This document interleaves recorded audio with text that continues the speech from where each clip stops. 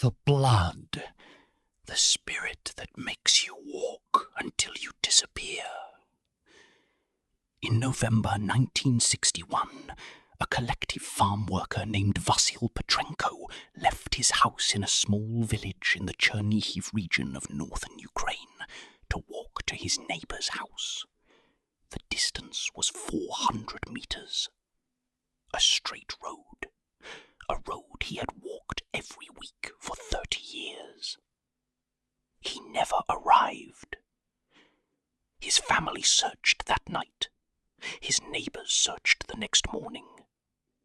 They found his tracks in the fresh snow, and this is the part that no one could explain. The tracks went in a perfect circle. Again and again the same circle, perhaps 50 metres across, in a field he would have had no reason to enter. The tracks circled 14 times, before they simply stopped. In the middle of the field. No other tracks leading away. Just his footprints, circling, and then nothing. They found him 3 days later, 6 kilometres from the village, alive, but unable to speak.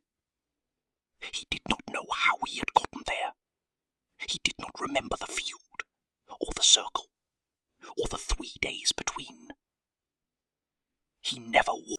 Of all the spirits in the Slavic tradition, the blood is perhaps the most subtle, the most invisible, the most difficult to defend against, because unlike the Leshy, who lives in the forest, or the Mavka, who lives in the water, the blood lives nowhere specific.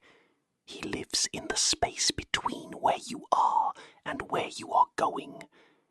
The name comes from the old Slavic word meaning to wander, to go astray, to err.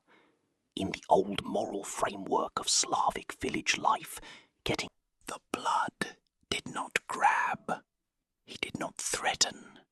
He did not appear dramatically from the darkness and announce himself. He simply walked beside you, invisible, and rearranged the world. Familiar roads began to look wrong. Landmarks you had known for decades shifted, or vanished, or appeared in the wrong places. The path you were certain led home began to curve in a direction that made no sense. You corrected. You turned. You found a landmark and oriented yourself.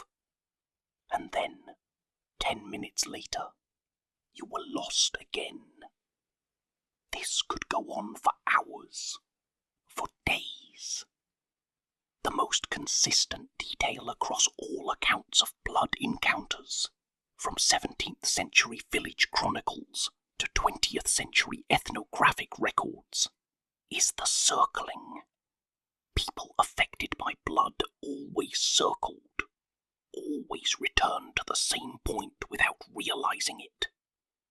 They would walk confidently in what they were certain was a straight line, and find themselves standing in the place they had left an hour ago. The old people said the blood fed on this confusion, that the longer a person circled, the stronger his hold became. That after enough hours of circling, the person stopped trying to find their way home, and simply walked, without destination, without direction, without thought, until they collapsed. Some did not collapse for a very long time.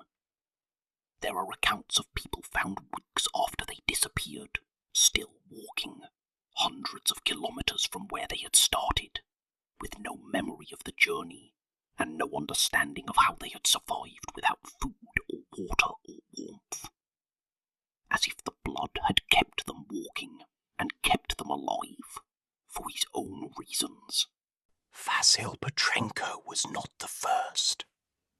In 1743, a merchant travelling between two towns in the Poltava region disappeared on a road so well travelled and so straight that getting lost on it was considered essentially impossible.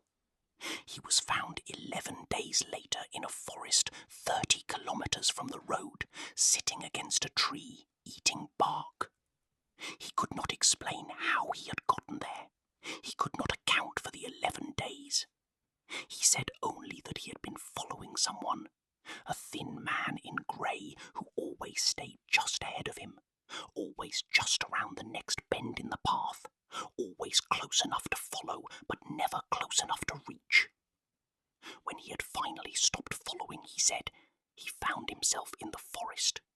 The thin man was gone. In Polisia, the vast wetland region spanning northern Ukraine and southern Belarus, one of the areas where the old beliefs survived longest, there are accounts collected by ethnographers in the 1890s of entire groups becoming lost together.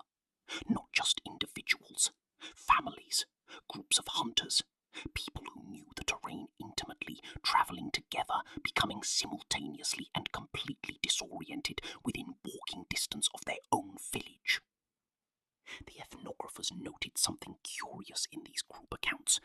The people affected always reported that the world looked slightly different, not dramatic. Unlike the Mavka, who wanted company, or the Leshy, who was territorial, the Blood's motivation in the old accounts is harder to define.